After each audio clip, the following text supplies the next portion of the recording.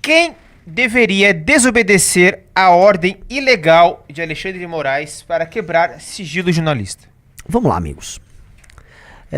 De maneira alguma, eu quero deixar isso muito claro aqui, porque eu sou civilizado e nós nascemos para governar, tá? De maneira alguma eu vou ficar usando isso aqui para ficar lacrando na Natuza, na Sadi, que me fizeram uma entrevista dura, mas corretamente dura. Porque tem que ser. Tem que ser. Esperamos isso e isso foi feito. Não foram desonestas, mas foram duras. Porque lá eu discuti, especialmente com a Natuza, sobre o lance do ordem ilegal não se cumpre. Mas quem determina isso? Eu posso falar que é a Constituição, porque algo que é flagrantemente legal tem que ser negado. Então, vou dar um exemplo. Se me vem uma ordem de um policial, olha, pegue esta arma, tá? E, por favor, atire contra aquela pessoa inocente. Eu não sou obrigado a cumprir a ordem daquele policial, por mais que ele seja a autoridade, a mano militar do Estado naquele instante. Isso vai derivando até chegar à última instância, que seria a Suprema Corte. Se a Suprema Corte, que tem poderes supremos, ela nega a própria Constituição, a quem eu devo recorrer? Essa é uma discussão quase filosófica aqui, mas em última instância um poder diante de uma ameaça flagrante à sua própria liberdade ou ao direito de muitos não pode cumprir uma ordem legal. Certo? Essa foi uma discussão interessante, dá muito pano pra manga, e eu avisei que no caso de uma operação que está sendo tocada completamente dentro da lei, uma operação, por exemplo, policial para libertar uma favela, aí vem uma ordem, desocupe. Não vou cumprir, ponto. Imagina, você mobiliza policiais, coloca eles em risco, tem uma operação que está libertando pessoas, aí eu vou parar de fazer isso porque vem uma decisão. Não vou. E assim, eu vou pegar antes um parecer da AGU, da Advocacia Geral da União, lá, isso aqui é ilegal, então eu vou continuar executando, e aí eu vou discutir lá no pleno, e aí vamos discutir, mas eu não vou parar a operação. Ponto. Ok? Agora aconteceu, entretanto, algo que suscita grandes discussões, que é... Ó, minha gaiteira, né? Ó.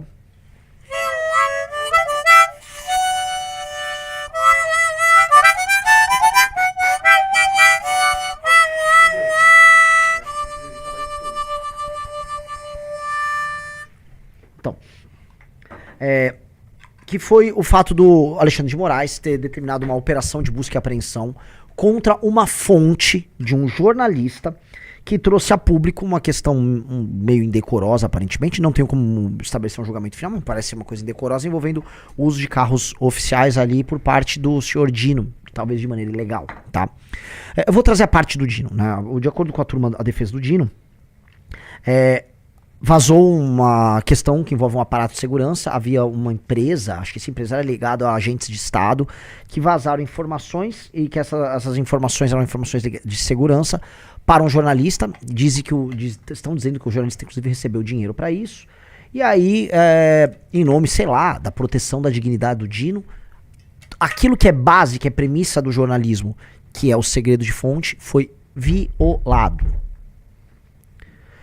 O Alexandre de Moraes, ele viola esse preceito que é constitucional, que é o sigilo de fonte. A fonte é exposta, o jornalista é exposto, equipamentos, celulares, computadores são apreendidos, e aí a ideia de jornalismo no Brasil passa a ser mitigada. Mas era uma situação excepcional. É excepcional. Se um jornalista receber um dinheiro de alguém e mandar agora durante o período eleitoral, se infiltrar na casa dos meus pais, para ir no meu quarto, para encontrar documentos meus, eu tenho direito à mesma coisa? Só pra saber. Eu tenho direito, então, a pegar a pessoa, pegar o jornalista? É isso? Não me parece ser o caso. O jornalismo funciona enquanto jornalismo.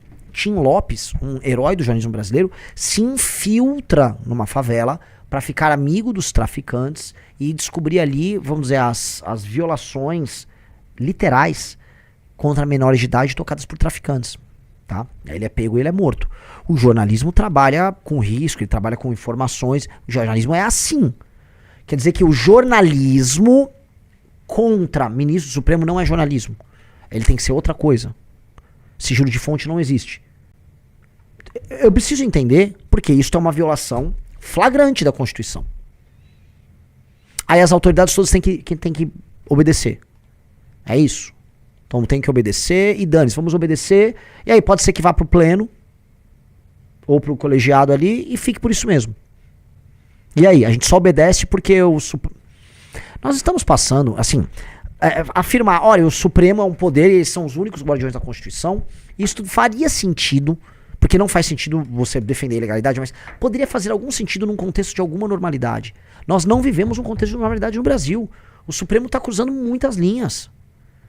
Mas não é uma ou outra, é muita linha que foi cruzada pelo Supremo. E ao cruzar tantas linhas, a gente está vendo uma recorrência de um comportamento que atenta contra a ideia de ter participação do poder e de democracia.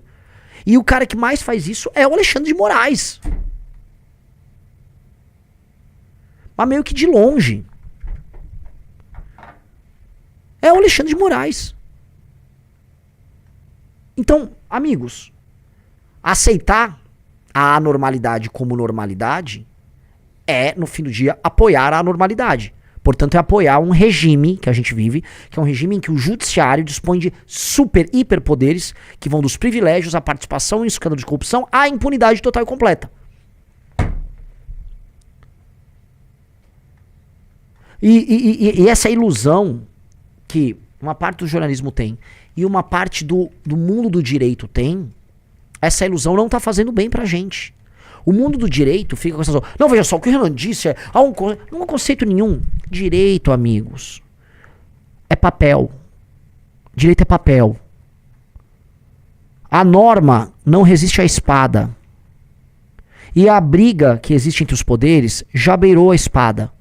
É uma briga sobre quem tem mais poder de coerção, quem prende quem sanciona quem. É uma briga de força. Já é uma briga de força. Ora, quando o Jair Bolsonaro, em nome do Poder Executivo, propõe que militares invadam o STF, o TSE, e prendam membros do TSE, ele está falando em força.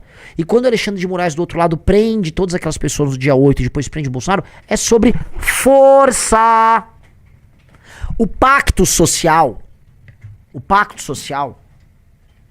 ele existe quando uma sociedade acredita num sistema de valores tal que as normas fazem sentido para elas. O Brasil está num processo de guerra faccional, em que o regime como um todo está muito doente. Em geral, guerra faccional termina com morte, guerra civil, ditadura ou uma repactuação. O nosso governo quer uma repactuação. Só que repactuação passa a fazer assim, parou aqui, parou. Não vai cruzar essa linha não. Você tá violando. Não, calma aí. Essa roubalheira tá... Vamos parar. Vamos sentar, vamos repactuar, que tá muito ruim isso aqui. Sem golpe de Estado, sem nada disso. Mas tem que repactuar. Fingir que tá tudo normal é coisa de maluco. É coisa de maluco, não tá tudo normal. E eu acho muito gozado, porque assim, ninguém vai discordar do meu diagnóstico. Tem um livro, eu vou divulgar esse livro aqui, eu li ele, tá? Recomendo que vocês leiam, tá inclusive na lista de best-sellers, tá? Cadê? Abre ali, Riso, acho que chama Joaquim Falcão, o nome dele. É um livro verde e roxo muito bom. É ele mesmo, pega o livro dele. Procurar aí, livro. Imagens, esse vídeo, A Oligarquia dos Poderes. Amigos, eu recomendo que vocês leiam esse livro, A Oligarquia dos Poderes. Até porque tem gente, inclusive do direito, do jornalismo, o Joaquim Falcão é do meio do direito. Ele demonstra ali, por A mais B, o drama que a gente está vivendo. Que é um drama institucional em que os poderes, meio que em vez de um fiscalizar o outro, um aceita a roubalheira e os privilégios do outro, tá? Eles atuam em conjunto quando os escândalos comuns lhes beneficiam, e eles nos administram como se escravos fôssemos, tá? Então, esse diagnóstico, modéstia à parte, eu e o nosso grupo já fazemos ele há muito tempo. Você pode pegar desde as nossas lives, mas vamos falar em material documentado, material escrito, as revistas Valete, que vem desde a do Alexandre de Moraes. Pega a Valete número 1, tá? Não tá aqui. A Valete número 1 é sobre isso, essa aí. Quando a gente tá falando do superpoder de Alexandre de Moraes, a gente tá descrevendo o cesarismo de Alexandre de Moraes. Ou melhor, o Alexandre de Moraes tornado uma espécie de ditador para assumir superpoderes para resolver os dramas de uma república em crise.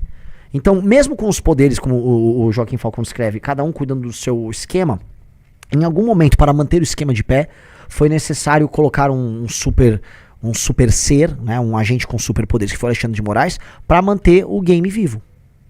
Tá? É muito interessante isso. Então, o que aconteceu aí, que envolve Alexandre de Moraes, é uma demonstração clara de que assim, não tem democracia e que o regime está totalmente doente por dentro. E aí o jornalismo vai defender isso? Eu não acho que o jornalismo deve defender. Tem que falar, isso aqui é legal. E decisões ilegais, especialmente decisões ilegais em temas graves, não se cumprem. Até porque o prejuízo social pode ser gigantesco. Imagina que você está terminando de derrotar o Comando Vermelho numa operação no Rio de Janeiro. Você vai prender o DOCA. Você cercou lá o Morro do Alemão, você vai prender o DOCA. De repente vem uma decisão do Xandão. Pare já a operação. Aí você vai deixar o DOCA escapar? Você vai deixar as pessoas que moram naquela favela, que começaram a viver, a respirar sem o jugo do Comando Vermelho, elas voltarem pro jugo do Comando Vermelho? Eu não vou parar. E acho que nenhum homem de verdade pararia. Entendeu? É isso. É isto. Rafael Almeida. Vamos lá, temos mais algum tema legal? Vamos lá, vamos indo. Enquanto você vai procurando um tema, eu vou...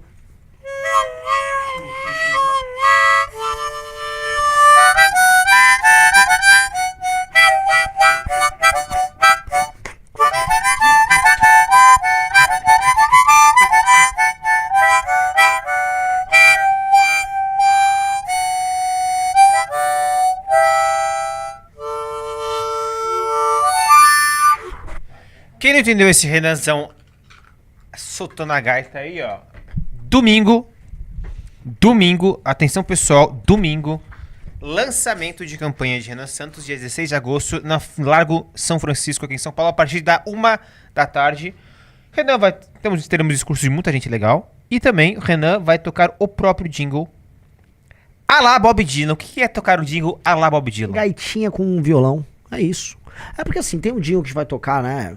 Eu vou lá no Renan pela manhã. Só que se a gente tocar no violão com todo mundo lá. Eu vou botar no Renan, é isso? É esse aí. É esse aí. É esse mesmo. E, pô, é tão legal. Né? Os caras mandando o Renan é maluco. Eu volto a colocar, eu acho muito engraçado e eu acho até. É aquela elogio disfarçado de insulto. Quando os nossos adversários chamam o Renan é muito maluco. Ou o Renan cheirou coca, porque eu falo muito rápido. Eu vejo isso em todos os lugares. Quer dizer, o cara não consegue aceitar que eu sou... eu tenho uma fluência verbal melhor do que dele ou dos ídolos dele. Aí ele presume que eu precisei usar entorpecentes. Poxa, cara. Não. É ruim pra você ter que aceitar que, de fato, eu falo melhor do que você que faz esse insulto ou que os seus ídolos. Aí precisa disso? Isso só soa... Sério, eu entendo. Pra mim soa como um elogio. Porque de fato eu falo bem. Né? E é o seguinte, pessoal. Nesse domingo, dia 16, está na tela QR Code. Aponte o celular, confirme sua presença. Caso não funcione o QR Code, ato.missão.org.br. Entra lá, faz o cadastro. É rapidinho. Vamos aumentar o número de confirmados aí até domingo. E outra coisa, chame seus amigos, chame seus pais, chame seus avós. Vai ser um evento bem legal. Uhum. Repetindo, ato.missão.org.br, link na descrição da live e link fixado no chat. Clicou, confirmou, é isso. O pessoal tá pedindo nos comentários pra falar da matéria do Intercept sobre o máquina de cortes. Meus amigos... Lembra que o Intercept falava que a gente fraudava as assinaturas? Meus amigos, a única coisa acertada que o Intercept fez assim, na sua longa vida foi conseguir os materiais vazados da conversa do Vorcaro com o Flávio. De resto, o Intercept é bosta. Olha só, tudo assim, eu vi a matéria, já passei até para o nosso jurídico, só cagada, adulteração, mentira e falsificação. A gente sabe exatamente o que nós fazemos, eles confundem as coisas. Então, assim, não estamos ligando, de verdade. Minha preocupação é apenas se minha gaitinha tá...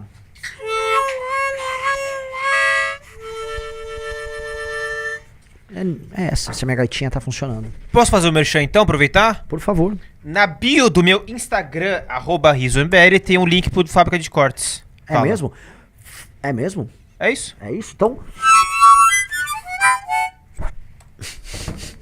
@RisoMBL no Instagram, vai ter o link do Discord lá no meu bio. Clique e cai no nosso Discord de cortes.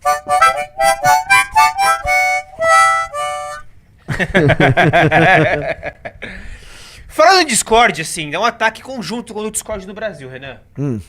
Agência determina que Discord suspende transmissões ao vivo após suposta morte adolescente. É A porque Janja. É porque o que tá saindo aí, e que é meio complicado, tá? Não pro Discord, é que aparentemente esse suicídio bizarro aconteceu, e triste, assim, eu não tô a par disso, tá? Mas aparentemente isso aconteceu no Instagram, que é a segunda rede social mais usada no Brasil, depois do WhatsApp, certo? Certo. Aí vai derrubar o Instagram? É óbvio que isso aí é apenas e exclusivamente um ataque a uma rede social por alguma razão. A Janja tem suas razões estranhas. A Janja tem os seus... E por quê? Por quê? Assim, eu ainda tô curioso pra saber o porquê, qual é o lance do Discord, ou é simplesmente eles fingindo que se importam com crianças. Janja, se vocês se importassem com crianças, vocês estariam falando, por exemplo, que no Brasil morre mais menor de idade, tá? Do que, por exemplo, mulheres, o que é um absurdo. Muita criança morrendo. Morre mais menor de idade do que, por exemplo, bandidos que são assassinados pela polícia. Morre mais menor de idade do que qualquer coisa.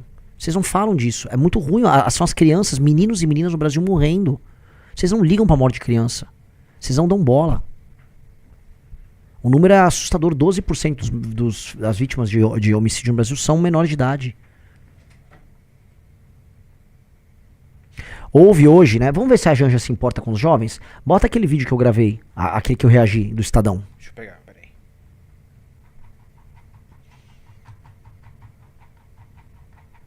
Nossa senhora. E esse cara que mandou, eu virei o voto da top 3 da minha academia para depois de... Não vou falar sobre isso. É que não saiu ainda esse vídeo, né? Mas não saiu, na verdade.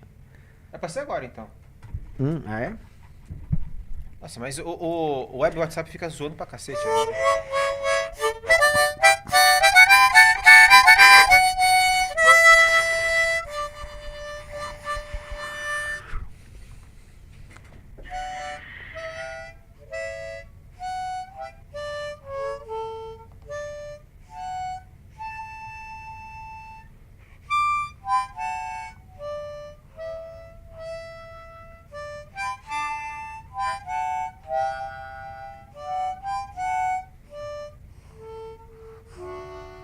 Eu tenho que lembrar como é que era o hino americano, que não é em ré.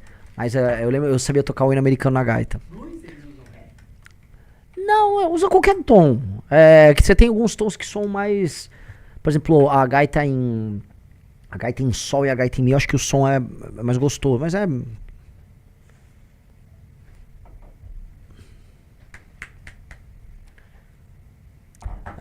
Hoje o Renan está um trovador. Ah, para! Não só não. Vamos lá. Esse vídeo queria? Este vídeo. Vamos ver. A Janja se preocupa com as crianças? Vamos ver esse caso aí.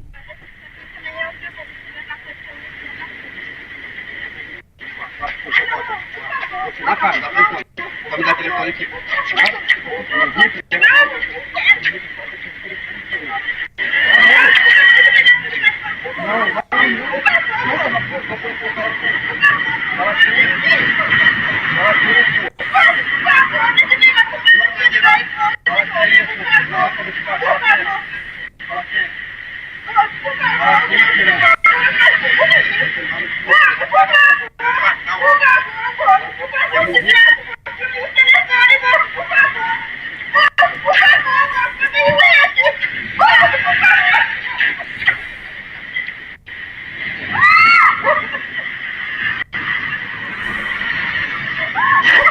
A humilhação que a menina passa. A menina pobre tem um celular. Aparentemente menor de idade, né, Riso? Mochila ali. Sim. Me parece ser o caso. Aí vem um vagabundo, toma o celular dela, ela faz o apelo lá desesperada. Aquele celular não vai fazer diferença nenhuma na vida desse vagabundo. Aí ele pega, entra no carro e vai embora. Pela Janja, aquele cara que assaltou essa menina, esse cara é uma vítima da sociedade. Pela Janja, o programa Pena Justa é muito bom, porque caso esse cara seja preso, ele tem que ter uma pena justa. Ele tem que, né, como apenado, ele tem que ter boas instalações prisionais pra ele, senão ele tem que ser solto. A Janja é uma defensora de bandido que gera mal real a essas pessoas mais jovens. Aí eu pergunto, essa moça estava nessa rua, houve um assalto nessa rua, vamos proibir o acesso a essa rua, Riso? Lógico. Se eu fosse aplicar a lei de Janja, essa rua estaria interditada agora. O Parque do Povo, aqui em São Paulo, em que houve um assassinato, deveria ser inteiro interditado, porque afinal de contas houve um assassinato ali. Logo, o Discord, que aparentemente não foi o Discord que aconteceu o suicídio, mas que aconteceu um suicídio, ele tem que ser encerrado por conta disso. Como é que é? Isso é muito estúpido. Isso é uma imbecilidade de toda sorte. Mas eu volto a colocar. Nós estamos vivendo num regime de idiotas. É um regime de idiotas. Curta esse vídeo e inscreva-se no canal.